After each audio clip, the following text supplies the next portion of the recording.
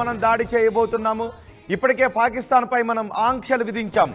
పాకిస్తాన్ పౌరులు ఎవరికి కూడా భారతదేశంలోకి అవకాశం లేదు అని చెప్పాం. బయటికి పొండి అని చెప్పాం. సరిహద్దు దాటి తక్షణం వెళ్ళిపోండి అని మెడపట్టి బయటికి గెంటేసాం వాళ్ళని. ఇక పాకిస్తాన్కి మన దేశం నుంచి ప్రవహించే నది ఆధారంగా వాళ్ళు నీళ్లు తాగి బతుకుతున్నారు.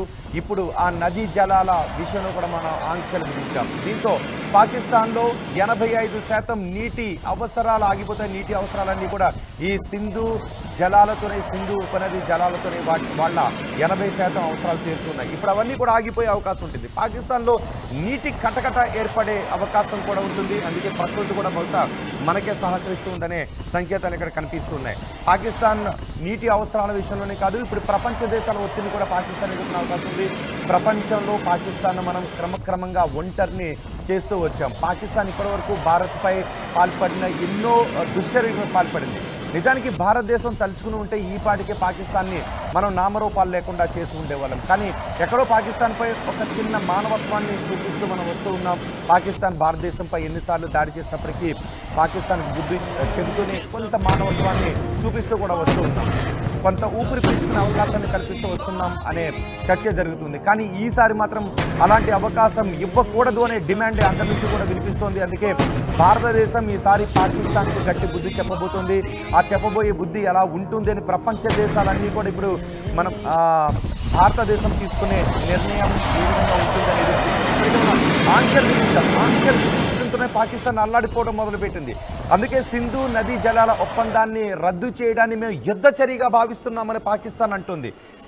నదీ జలాల ఒప్పందాన్ని రద్దు చేయడంతోనే మేము యుద్ధచర్యగానే భావిస్తున్నామని పాకిస్తాన్ అంటుంది. అంటే పాకిస్తాన్ ఎంత భయపడిపోతుందో మనం అర్థం చేసుకోవచ్చు.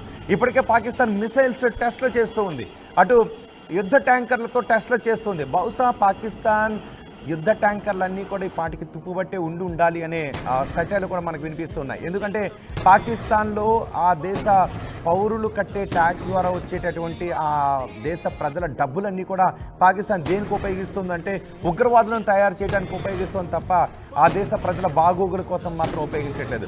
భారత్పై ఏ మూల నుంచి దాడి చేద్దామా, భారత్పై ఏ మూల నుంచి అశాంతిని సృష్టించే పనులు చేపడదామా, భారత్లో ఏ రకమైన మారణకాండకు పాల్పడదామా, భారత్పై దాడి చేయడానికి ఉగ్రవాదులను ఎలా తయారు చేద్దామని ఉగ్రవాదులకు ఆ డబ్బులు పంపిస్తూ ఉంది. ఉగ్రవాదులకు ఆర్థిక పరిపుష్టిని కలిగించే పని చేస్తుంది తప్ప తమ దేశ పౌరుల బాగోగులను పాకిస్తాన్ ఇంతవరకు పట్టించుకోలేదు. ఈ పాపానికి పాకిస్తాన్ ఇప్పుడు మూల్యం చెల్లించుకునే అవకాశం మనకు కనిపిస్తుంది.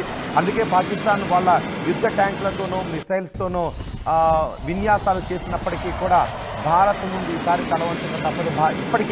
ఇప్పటికీ పాకిస్తాన్ చేసిన ప్రతి యుద్ధంలోనూ ప్రతిసారి ఓడిపోతూనే వస్తుంది. భారత్ ముందు తల దించుకునే వెళ్ళిపోతూ ఉంది. తోక ముడిచి వెనక్కి పారిపోతూనే ఉంది. తోక ముడిచి పారిపోయిన తర్వాత మనం యుద్ధ నీతిని అవలంబిస్తూ వస్తున్నాం.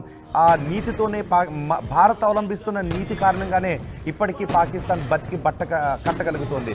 ఒక్కసారి పాకిస్తాన్కి సరైన బుద్ధి చెప్దాం, కంప్లీట్గా బుద్ధి చెప్దామని అనుకుంటే పాకిస్తాన్ నామరూపాలు లేకుండా పోవడం ఖాయమనే చర్చ జరుగుతుంది. మన త్రివిధ దళాలు చాలా సిద్ధంగా ఉన్నాయి. భారత సైన్యం చాలా పరిపుష్టంగా ఉంది. భారత నౌకాదళం చాలా స్ట్రాంగ్గా ఉంది. భారత వాయుసేన చాలా స్ట్రాంగ్గా ఉంది. భారత వాయుసేన ఒక్కసారి తలుచుకుంటే పాకిస్తాన్కు చెందిన ఎలాంటి విమానాలైనా కూడా రెక్కలు ఊడి వాళ్ళ భూభాగంపైనే పడిపోయే అవకాశం ఉంటుంది. భారత నౌకాదళం తలుచుకుంటే పాకిస్తాన్ అల్లాడిపోయే అవకాశం ఉంటుంది. భారత ఆర్మీ తలుచుకుంటే పాకిస్తాన్ బోర్డర్ చిరిగిపోయే అవకాశం ఉంటుంది. పాకిస్తాన్ నామరూపాలు లేకుండా మారిపోయే అవకాశాలు ఉంటుంది. ఇక ఈసారి ప్రపంచ దేశాలు ఏవి కూడా భారత్ పాకిస్తాన్కి చెప్పే బుద్ధి విషయంలో కలగజేసుకునే అవకాశం ఉండదు. మనం అన్ని వైపుల నుంచి కూడా సరిహద్దుల్లో భారత ఆర్మీ సరిహద్దుల్లో ఇప్పుడు చాలా స్ట్రాంగ్గా ఉంది. సరిహద్దులో కాచుకుని కూర్చుని ఉంది. కేంద్రం నుంచి ఆదేశాలు వచ్చిన వెంటనే ఎటువంటి దాడికైనా మనం చేయడానికి సిద్ధంగా ఉన్నామని. ఇక వాయుసేన కూడా రఫేల్, సుకోయ్, మిరాజ్, తేజస్ వంటి యుద్ధ విమానాలు మన దగ్గర ఉన్నాయి. ఇప్పుడు ఆ యుద్ధ విమానాలతో పాకిస్తాన్పై విరుచుకుపడితే పాకిస్తాన్ యుద్ధ విమానాలన్నీ రెక్కలు విరిగి పడిపోయే అవకాశం కూడా ఉంటుంది. ఇక నౌకాదళం కూడా మనం చాలా స్ట్రాంగ్గా ఉన్నాం. స్వదేశీ ఆధారంతో తయారు చేసుకున్నటువంటి ఐఎన్ఎస్ విక్రాంత్, సూరత్ రెండు కూడా మన దగ్గర ఉన్నాయి. వీటితో మనం చాలా బలంగా ఉన్నాం.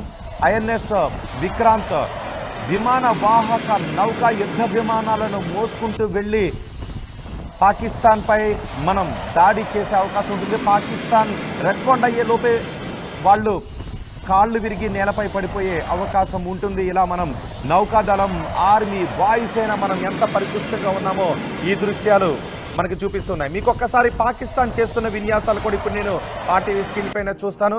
పాకిస్తాన్ చూడండి, వాళ్ళ యుద్ధ ట్యాంకర్లతో ఇప్పుడు యుద్ధ విన్యాసాలు చేస్తున్నాయి. భారత్ మన పైన ముప్పేట దాడి చేస్తే, విరుచుకు పడితే మనం ఏ విధంగా రియాక్ట్ కావాలి అనే విషయంపై వాళ్ళు యుద్ధ సన్నాహాలు చేస్తూ ఉన్నారు. వాళ్ళు ట్యాంకులతో ఎయిర్ ఫైరింగ్ చేస్తున్న దృశ్యాలు మనం ఆర్టీవీ స్క్రీన్ పైన చూస్తున్నాం. కానీ మన యుద్ధ ట్యాంకులు ఒక్కసారి పాకిస్తాన్ వైపు గన్ను ఎక్కుపెట్టి దూసుకువెళ్ళడం ప్రారంభిస్తే ఇవన్నీ తోక ముడిచి వెళ్ళిపోవడం ఖాయం. ఒకసారి పాకిస్తాన్ గుర్తు చేసుకోవాలి, గతంలో జరిగినటువంటి ఏ యుద్ధంలోనూ కూడా పాకిస్తాన్ ఎక్కడ భారత్పై ఏ దశలోనూ పైచేయి సాధించిన పరిస్థితి కనిపించలేదు. ఈవెన్ బంగ్లాదేశ్ ఆవిర్భావం సమయాన్ని కూడా వాళ్ళు గుర్తు చేసుకోవాలి. కార్గిల్ యుద్ధ సమయాన్ని కూడా గుర్తు చేసుకోవాలి. కార్గిల్ యుద్ధ సమయంలోనే మనం వాళ్ళు గట్టిగా బుద్ధి చెప్పడానికి, పాకిస్తాన్ పీచం అణిచేయడానికి, పాకిస్తాన్ స్వరూపాన్ని మార్చేయడానికి అవకాశం ఉన్నప్పుడు కూడా మనం శాంతియుతంగా నీతిగా వ్యవహరించాం కాబట్టి పాకిస్తాన్ ఇప్పటికీ బతికి బట్ట కట్టగలుగుతోంది. పాకిస్తాన్ 4 మెతుకులు తినగలుగుతోంది. కానీ పాకిస్తాన్కి ఇప్పటి వరకు ఆ ఘటన నుంచి ఎటువంటి బుద్ధి కూడా ఎయిర్ స్ట్రైక్స్ చేసినప్పటికీ కూడా మనం భారత్తో పెట్టుకుంటే ఒంటరి అయిపోతాం, మనం భారత్తో పెట్టుకుంటే సర్వనాశనం అయిపోతామని పాకిస్తాన్ ఇప్పటికీ బుద్ధి తెచ్చుకోలేదు. ఇప్పటికీ భారత్పై కయ్యానికి కాలు దూతూనే ఉంది. పాకిస్తాన్ పౌరుల సొమ్మును పాకిస్తాన్ భారత్పై ఎగదోయటానికి సృష్టించే ఉగ్రవాద కార్యకలాపాలకు ఖర్చు పెడుతుందంటే ఎంత దౌర్భాగ్యమైన స్థితిలో ఉందో మనం అర్థం చేసుకోవచ్చు. ఇప్పటికే పాకిస్తాన్ ఆర్థికంగా కుదేలైపోయింది, పైకి మాత్రం అలా కనబడుతుంది అంతే.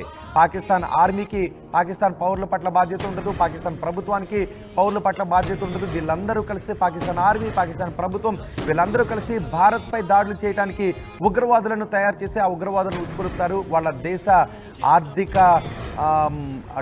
ఆర్థిక మూలాలన్నీ కూడా ఈ ఉగ్రవాదులను సృష్టించడానికి ఖర్చు పెడుతున్నారు. అందుకే పాకిస్తాన్ ఇప్పుడు ఆర్థికంగా కుదేలైపోయింది. ఇప్పుడు మనం విధిస్తున్న ఆంక్షలతో పాకిస్తాన్ స్టాక్ మార్కెట్స్ అన్నీ కూడా కుదేలైపోతున్నాయి. ఈ యుద్ధ వాతావరణంతో పాకిస్తాన్ ఆర్థిక మూలాలన్నీ కదిలిపోతూ ఉన్నాయి. ఈ యుద్ధ వాతావరణంతో పాకిస్తాన్ ప్రజలు కూడా ఇప్పుడు భయపడుతూ ఉన్నారు. ఇక ప్రపంచ దేశాల ముందు పాకిస్తాన్ ఒంటరైపోతూ ఉంది. ఇక మనం దాడిని మొదలు పెట్టడం ఒక్కటే మిగిలి ఉంది. బహుశా రాబోయే వారం 10 రోజుల్లో ఒక మేజర్ యాక్టివిటీ జరగబోతోంది. అది పాకిస్తాన్ని భౌగోళిక స్వరూపాన్ని మార్చేసే అవకాశం ఉంది అనే చర్చ జరుగుతుంది. సో మీరేమనుకుంటూ ఉన్నారు? మీ అభిప్రాయం ఒక్కసారి కమెంట్ బాక్స్లో తెలియజేసే ప్రయత్నం చేయండి. మన త్రివిధ దళాల బలం గురించి, పాకిస్తాన్ బలహీనతల గురించి, మనం చెప్పాలి అనుకుంటున్న బుద్ధి గురించి మీరేమనుకుంటున్నారో కమెంట్ బాక్స్లో తెలియజేయండి.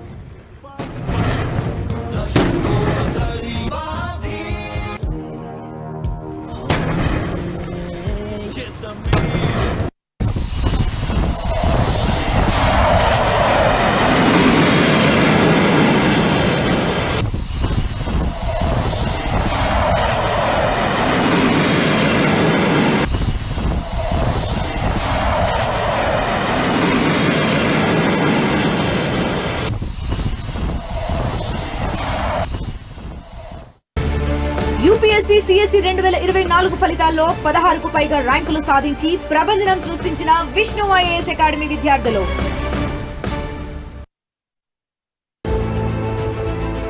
At KL, experience what it feels like to be a true engineer. KL, deemed to be university.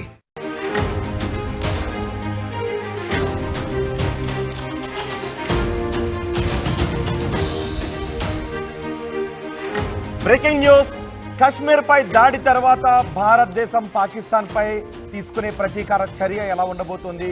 Bharat Pakistan ప్రేరేపిత ఉగ్రవాదులపై తీసుకునే ప్రతీకార చర్య ఏ విధంగా ఉండబోతోంది? పాకిస్తాన్కి ఏ విధంగా బుద్ధి చెప్పబోతోంది అనే ప్రపంచ దేశాలతో పాటు ప్రతి భారతీయ పౌరుడు కూడా ఎదురు చూస్తున్నాడు. ఎప్పుడెప్పుడు పాకిస్తాన్కు బుద్ధి చెబుతామా, పాకిస్తాన్ వెన్ను ఎప్పుడు విరుస్తామా అని ప్రతి భారతీయుడు కూడా కసిగా ఎదురు చూస్తున్నాడు.